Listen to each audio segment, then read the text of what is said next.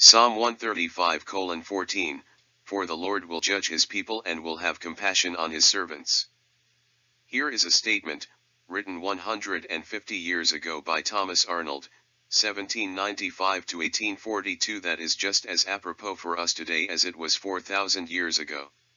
Casual Christians often remark about the instances of perceived cruelty directed by God when viewing what they perceive as indiscreet destruction of the pagan societies during the establishment of Israel to be a godly example of God's desire for all people, training them in righteousness and holy living. Thomas Arnold writes, "It is better that the wicked should be destroyed 100 times over than that they should tempt those who are yet innocent to join their company. Let us but think what might have been our fate, and the fate of every other nation under heaven at this hour, had the sword of the Israelites done its work more sparingly.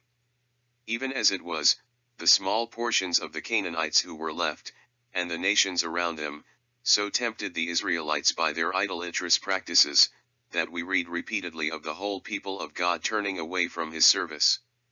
But, had the heathen lived in the land in equal numbers, and, still more, had they intermarried largely with the Israelites, how was it possible, humanly speaking, that any sparks of the light of God's truth should have survived to the coming of Christ? Would not the Israelites have lost all their peculiar character, and if they had retained the name of Jehovah as their God, would they not have formed unworthy notions of his attributes, and worshipped him with worship that was as abominable as that which the Moabites paid to Chemosh or the Philistines to Dagon? But this was not to be, and therefore the nations of Canaan were to be cut off utterly. The Israelites' sword, in its bloodiest executions, wrought a work of mercy for all the countries of the earth to the very end of the world. They seem of exceedingly small importance to us now, those perpetual contests with the Canaanites, the Midianites, the Ammonites, and the Philistines, with which the books of Joshua, Judges, and Samuel are almost filled. We may half wonder that God should have interfered in such quarrels, or have changed the course of nature, in order to give one of the nations of Palestine the victory over another. But in these contests, on the fate of one of these nations of Palestine, the happiness of humanity depended. The Israelites fought not for themselves only, but for us by proxy. It might follow that they should thus be accounted the enemies of all mankind. It might be that they were tempted by their very distinctness to despise other nations.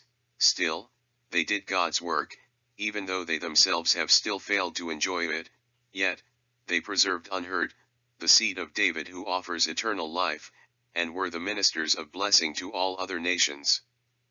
George Grove wrote in 1863 about Sihon, king of the Amorites. When Israel arrived on the borders of the Promised Land, they encountered Sihon. Numbers 21:21. He was evidently a man of very great courage and audacity.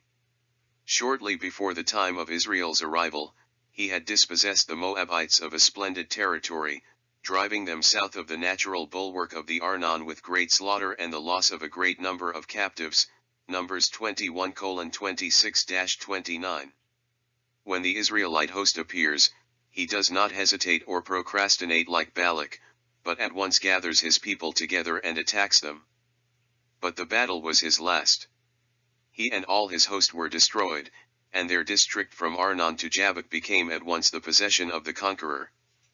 We will continue with verse 14 in part 2.